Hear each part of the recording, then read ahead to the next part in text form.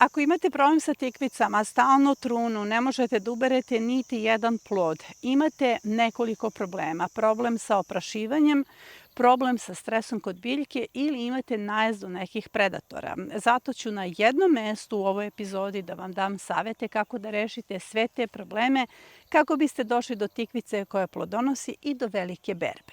Prvi problem kod oprašivanja je moguće rešiti jedino ako razumete da tikvica ima muški i ženski cvet. Dakle, ovo što vidimo nije plod tikvice, ovo je ženski cvet. Ovo sa strane ili ovo što sam ubrala jeste muški cvet. Da biste uopšte dobili plod, potrebno je polen sa muškog cveta da pređe na ženski cvet i uglavnom ujutru su cvetovi otvoreni i tek tada možemo da kažemo da je vaš ženski cvet oprašen i da ćete imati plod tikvice. Kada je u pitanju problem sa oprašivanjem, tu možemo očekivati 3 problema. Prvo, situacija u kojoj imamo i muške i ženske cvetove jednako otvorene, ali nema oprašivača. U toj situaciji moramo sami da oprašimo svoju biljku i pokazat ću vam kako se to radi, a kada nama zapravo ne lete oprašivači. Onda kada je kišovito lete bumbari, ne lete pčele i bumbari lete delimično, samo kada je mala kiša ili neka rosulja i kada su visoke temperature. Dakle, sada kada imamo visoke temperature iznad 32 i 35, tada pčele ne lete. Dakle, mi tada nemamo oprašivače, delimično možete pronaći nekog bumbara. Dakle, na tim temperaturama svakako bi trebalo da sami oprašite svoje tikvice. Potrebno je da uzmete muški cvet bilo koje tikvice. Ako nemate muški cvet tikvice, uzmete muški cvet tikve. Dakle, sve moje tikvice su oprašene muškim cvetom tikve, jer one daju na početku samo muški cvetovi i njih ima zaista puno. I skinete latice i vi ste sada spremni za oprašivanje. Dovoljno je da uradite ovo, uzmete muški cvet i lagano pređete preko tučka ženskog cveta i tada je sigurno vaša tikvica oprašena. Ovo je moguće uraditi samo rano ujutru zato što su tada otvoreni muški i ženski cvetovi. Sada je 7:30 i ja snimam upravo ovu epizodu na ovako malom i lošijem suncu, samo zato što jedino sada mogu da pronađem otvorene muške i ženske cvetove. Ali nije ovo jedini slučaj. Ovo je situacija kada mi nemamo let oprašivača. Imamo nekoliko situacija kada ne dolazi do oprašivanja, a to je kada na tikvici imamo samo ženske cvetove ili kada imamo samo muške cvetove. Pa hajde da rešimo i te situacije na jednom mestu. Ovako izgleda oprašen plod tikvice. Ona nesmetano raste. Ovaj plod je oprašen cvetom tikve, jer ovaj muški cvet koji se sada pojavio, njega ranije nije bilo. I ovo je takođe oprašen cvet, takođe cvetom tikve. Dakle, kada imate samo ženske cvetove, kao što je slučaj bio kod mene, uzmite bilo koji muški cvet, tikve ili neke druge tikvice, ili pitajte u komšiluku da li neko ima muški cvet i oprašite svoje tikvice. Možete slobodno muški cvet da uzmete ujutru, da ga stavite u frižider, u neku kesicu i sutradan da radite oprašivanje. Kada imate samo ženske cvetove, a nemate nigde muški cvet, jako je važno da poskidate sve te ženske cvetove, podsjećam vas da su oni jestivi, da dohranite svoju biljku i da sačekate da se pojave, kao što je slučaj sada kod mene, muški i ženski cvetovi. Time što poskidamo sve te ženske cvetove, mi stimulišemo biljku da ponovo izbaci nove cvetove, nadajući se pritom da smo odradili dobar posao, da će izbaciti i muške. Sledeća situacija kada nema oprašivanja jeste kada tikvica ima samo muške cvetove. Postoji epizoda na kanalu Tikvica samo muški cvetovi kako rešiti taj problem, ali svake godine pronalazim jednostavnije rešenja. Ta jednostavnije rešenja su zapravo nama i korisna zato što nam štede vreme. Pa od onog rešenja koje je dato u toj epizodi pre 2 godine, mislim da je pre 2 godine to snimljeno, do sada pronašla sam mnogo jednostavnije rešenje da tikvica izađe iz stresa. Zapravo, muški cvetovi podrazumevaju da je vaša tikvica pod stresom. Pre svega nije dobro nahranjena.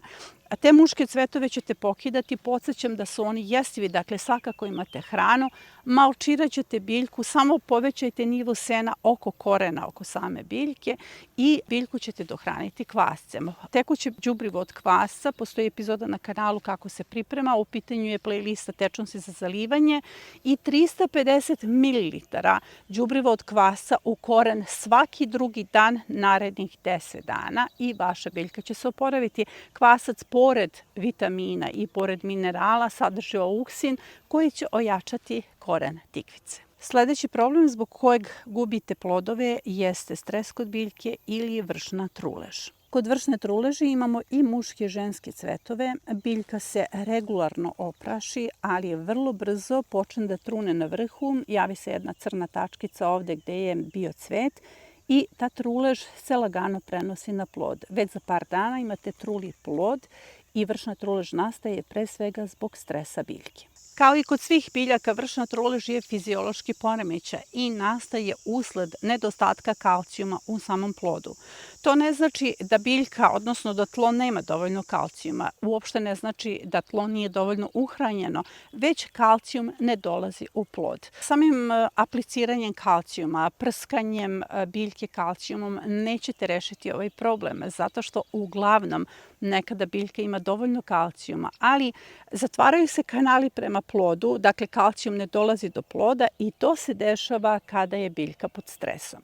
Kada nastaje vršna trulež, kada radite presadnju kod neke nagle promene vremena, kada biljka nema dovoljno hrane. Dakle, stvari su vrlo jednostavne. Razmislite o svom organizmu.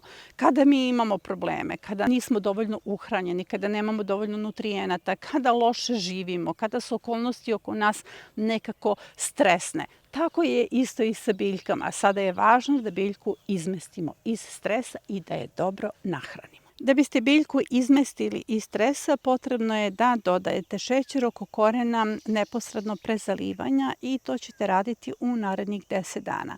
Samo se jedna kašičica šećera stavi oko korena i biljka obilno zalije. Šećer pomaže da se pojača mikrobiološka aktivnost u predelu korena i da biljka bolje iskoristi azot i fosfor iz tla. Kod vršne truleži je takođe važno da skinete sve oštećene plodove. Svaki plod na biljci koji je oštećen crpi snagu biljke. Dakle, prvo poskidamo sve oštećene plodove, nakon toga dohranimo biljku i očekujemo već za nekih 10 dana da će situacija vidno da se popravi. Sledeći problem zbog koga sigurno nećemo imati plodove na tikvicama jeste trips kome odgovaraju ovako visoke temperature. Trips je veći problem u plastenicima i staklenicima nego na otvorenom polju, ali je ipak potrebno odreagovati. Kada je u pitanju trips, prvi korak jeste ispiranje naličja listova, jer na taj način se speru feromoni samih insekata. Najveći problem jeste zapravo nasleđeni strah od prskanja biljaka vodom. I kada sam počela se bavim baštovanstvom, meni su takođe rekli da nikako ne smem da jednakvasim list bilo koje biljke jer ću imati problem.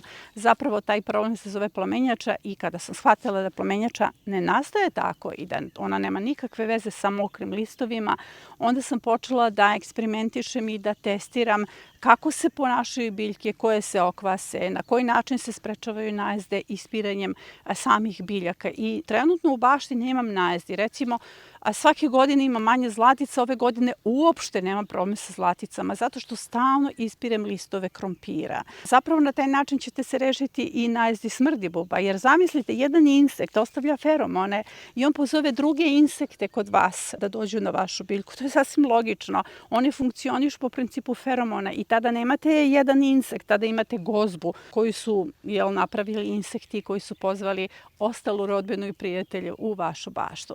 Zapravo, isperete listove, naličje listova, to možete da vidite u kratkom videu kako radim, jednostavno jedna maglica od mlaza.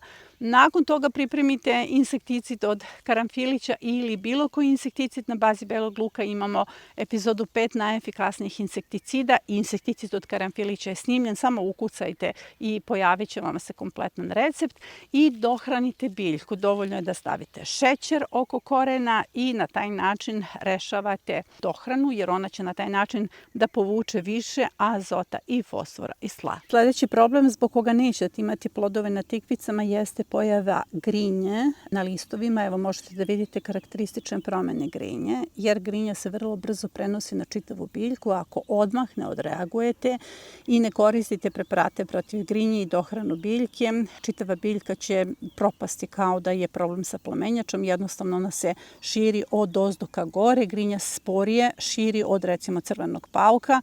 Ako je u pitanju crveni pauk, morate sigurno da pronađete njegovu paučinu negde u okruženju ili između listova. Dakle, ako nema paučine, onda je u pitanju grinja. Jako je važno da znate da i grinja ne voli vlagu, dakle, potrebno je da prskate listove i potrebno je da ispirite naličje listova i da koristite akaricid, odnosno preparat protiv grinje, jer grinje je pauk za razliku od tripsa. Imate epizodu o grinji, dakle u pitanju je sirće, voda i šećer, vrlo jednostavan preparat kojim ćete 3 dana zaredom da prskate biljku, ali kao što sam rekla, pre toga je potrebno isprati naličje listova i dohraniti biljku šećerom. I pokazat ću vam još jednu situaciju zbog koje nećete imati plodove ili će plodovi kasniti. U pitanju je ovakva situacija, fiziološki poremećaj, gde vam jedna biljka daje mnogo novih biljaka iz samog središta. Vidite kakva je ovo gužva. Dakle, u ovoj situaciji je potrebno prorediti listove, prorediti cvetove i dovesti biljku u nekakav balans. Ovde recimo ću morati da skinem sigurno nekih 40% listova i cvetova. Kada sam počela se bavim baštovanstvom, čini mi se da je sve bilo mnogo jednostavnije. Ubaciš seme tikvice, dobiješ tikvicu, ona plodonosi, nije tu bilo nekih velikih nevolja, niti sam morala ručno da oprašujem tikvicu. I moram da vam kažem, nisam o tome znala ništa, nisam imala čak i od koga da naučim.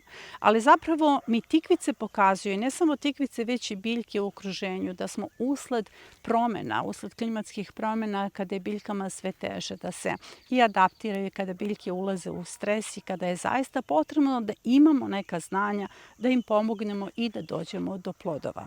To je sve za današnju epizodu. Nadam se da vam je od koristi, da imate sve na jednom mestu i da kada pogledate ovu epizodu jednostavno zapišete sebi sve recepte i sve savete kako biste došli do rešenja. A o svemu ovome pišem i u nedeljniku. Nedeljnik vam je potpuno besplatan, dolazi jednom nedeljno na vašu email adresu. Ako ga još uvijek ne dobijate, link za prijavu nalazi se u komentaru ispod ove epizode, a ja vas do naredne epizode pozdravljam.